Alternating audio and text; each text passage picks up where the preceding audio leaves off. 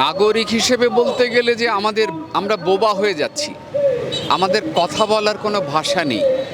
কারণ মানুষ হিসেবে আমাদের যে বিবেক থাকার কথা, সেই বিবেক বর্জিত মানুষে আমরা একটা জানোয়ার এবং জন্তুতে দিনে দিনে পরিণত হচ্ছি। এবং এই ঘটনা তো নতুন কোনো ঘটনা নয়, এই ঘটনা প্রতি বছর ঘটছে এবং অবিরাম ঘটছে। এবং বাংলাদেশের যে বিচারহীনতা, মানুষ যে বিচার ব্যবস্থার প্রতি আস্থা হারিয়ে ফেলছে, সেটারও তো দৃষ্টান্ত অসংখ্য রয়েছে। সেই সব জায়গা থেকে দেখলে এই রাষ্ট্র ব্যবস্থাকে নিয়ে, এই রাষ্ট্র কাঠামোকে নিয়ে আমরা আস্থাহীন হয়ে পড়ছি। আমরা কোনো স্বপ্ন দেখতে পাচ্ছি না বাংলাদেশকে নিয়ে। যে বাংলাদেশে ফুলের মতো শিশুরা ধর্ষিত হয়, হত্যার শিকার হয়, সেই বাংলাদেশ নিয়ে স্বপ্ন দেখা খুব দুঃসাধ্য হয়ে উঠছে। শিশু এবং নারীদের উপরে যে পরিমাণ নির্যাতন বেড়ে গেছে, এগুলার যদি আমাদের সঠিক বিচার না করতে পারে, তাহলে যেন আমাদের জনগণের হাতে তাদেরকে উঠাই দেয়, যাতে করে আমরা একটা দৃষ্টান্তমূলক শাস্তির ব্যবস্থা করতে পারি, যার ফলে পরবর্তীতে কোনো মানুষ যেন এই দোষ এবং নিকৃষ্টতম কাজ দ্বিতীয়বার করার কোনো সাহস না রাখে। এটাই সরকারের কাছে আবেদন। আপনি কি বলতে চাচ্ছেন বর্তমান যে সিস্টেম চলছে, এই সিস্টেমটা আমাদের পরিবর্তন হওয়া উচিত? আপনার কি মনে হয় সাংবাদিক হিসেবে এটাকে আসলে পরিবর্তন হওয়া উচিত না? অবশ্যই উচিত। প্রতিটা মানুষকে জিজ্ঞাসা করেন, ছোট থেকে বড়, আমরা যে সিস্টেমের মধ্যে, যে সিস্টেম নামেই আছে, কার্যকরী আছে? কোথাও কোনো কার্যকারিতা নাই, কোথাও কার্যকারিতা নাই। সো আমাদের সরকারের কাছে এবং সবার কাছে একটাই আবেদন, যেন সিস্টেমটা সঠিকভাবে বাস্তবায়ন হয়। আইন শুধু খাতা কলমে লিপিবদ্ধ যেন না থাকে, সংবিধান শুধু বইয়ের ভাষাতেই যেন লেখা না থাকে, সেটা সঠিক প্রণয়ন হয়। আর এই যে আমাদের যে নারী নির্যাতন, নিপীড়ন এবং ধর্ষণ, এর উপরে যেই আইনগুলো আছে সেগুলো যেন আরও প্রখর হয়। আজকে আপনারা দেখেছেন রামিসার বাবা বলেছেন যে বিচার চাই না। তো বিচার চাই না এই কথা তো বলতেই পারে, এই কথা তো শুধু রামিসার বাবার একার কথা নয়, এই দেশের হাজার হাজার রামিসার বাবার কথা এটা, এবং অন্যান্য ক্ষেত্রে যারা বিচার পায়নি তাদের কথা এই কথাটা। সুতরাং বিচার কিভাবে চাইব? কারণ বিচার কি দেয়া হচ্ছে? যে রাষ্ট্র ব্যবস্থায় বিচারকে নিশ্চিত করা হয় না, সেখানে বিচার চাওয়া না চাওয়া ওই রামিসার বাবার মতো উচ্চারণ করতে হয়। আমরা ক্রমাগত অন্ধকারে ডুবে যাচ্ছি, ক্রমাগত অন্ধকারে ডুবে যাচ্ছে। আমাদের সামনে কোনো আলো নেই, আমাদের সামনে কোনো স্বপ্ন নেই, আমাদের সামনে কোনো ফুলের বাগান নেই দেশে।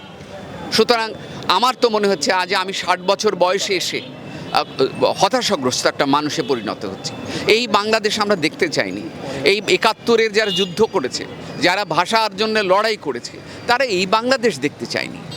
সুতরাং এই কী চাইবো আমরা? আসলে নারীদের নিরাপত্তা নিশ্চিত করতে আমার মনে হয় প্রথমে মানুষকে মানুষ হতে হবে। মানুষের যদি মূল্যবোধ ঠিক না হয়, মানুষ যদি তার মানবিকতা হারিয়ে ফেলে, তাহলে কখনোই নারীদের নিরাপত্তা সম্ভব নয়। কারণ নিরাপত্তা নিশ্চিত করতে আইন করে বা কাউকে শাস্তি দিয়ে আসলে নিরাপত্তা নিশ্চিত করা সম্ভব। মানুষের দৃষ্টিভঙ্গির পরিবর্তন করতে হবে। আজ আমাদের সমাজের দৃষ্টিভঙ্গি খুব নিম্ন পর্যায়ে গেছে। এজন্য আমরা দেখি 4 বছর 7 বছরের শিশুরা ধর্ষিত হয়। সেখানে আমার তো মনে হয় যদি মূল্যবোধের উন্নতি না হয়, তাহলে কখনোই নারীদের নিরাপত্তা সম্ভব নয়।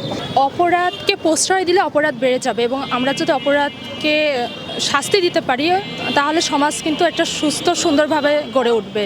তাই আমাদের উচিত এই রামিসার সাথে যেই দুর্ঘটনাটা ঘটেছে, এই ধর্ষক সহ যারা এই কাজে সংশ্লিষ্ট আছে, সবাইকে উপযুক্ত শাস্তির আওতায় আনা উচিত। তাহলে হয়তো আর কোনো রামিসা হয়তো এই ধরনের জঘন্যতম কাজের সংশ্লিষ্ট হবে না, জঘন্যতম কাজের সম্মুখীন হতে পারবে না। একজন শিক্ষার্থী হিসাবে মানববন্ধনে উপস্থিত হওয়ার একটাই কারণ, যাতে রামিসার মতো আমাদের আরও যেসব শিশু আছে তারা যাতে এরকম নির্যাতনের শিকার না হয়। রামিসার মা বাবার বুক যেভাবে খালি হয়েছে, এরকম যেন বাংলাদেশে আর কোনো মা বাবার বুক যেন খালি না হয়।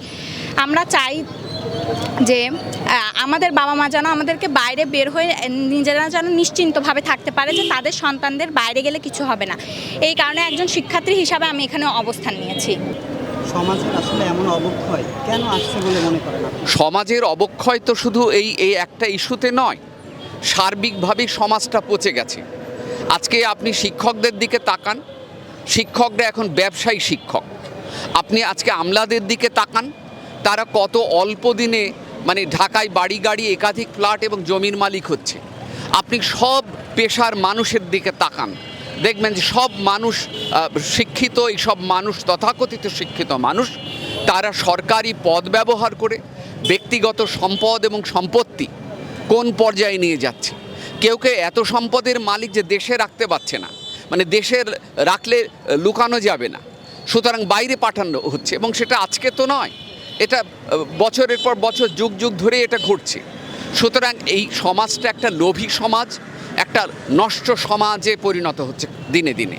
বর্তমানে যে রামিসা হত্যাকাণ্ড যে বিষয়টা, সেটা হচ্ছে আমরা কিন্তু জানি যে খুনি কিন্তু শনাক্ত হয়েছে এবং আমরা চাচ্ছি যে বিচার কার্যটা দ্রুত হোক। আমাদের অবস্থান শুধুমাত্র কিন্তু আজকে এই জন্যই যে যার আসিয়া, তারপর রামিসা মতো শিশুরা যারা আছে, তারা যেন এসব হত্যাকাণ্ডের শিকার একেবারেই না হয়। আমরা সুন্দর একটা রাষ্ট্র চাই, সুন্দর একটা পরিচ্ছন্ন রাষ্ট্র চাই। আমাদের ইনস্টিটিউট সংস্থা যেটা রয়েছে, এটা কিন্তু শিশুদের নিয়ে কাজ করে। আমরা শিশুদের সুন্দর একটা বাসভবন উপহার দিতে চাই। আর আজকের এই মানববন্ধনে আমরা সাধারণ জনগণকেও ডাক দিয়েছি, তারাও এসেছে আলহামদুলিল্লাহ।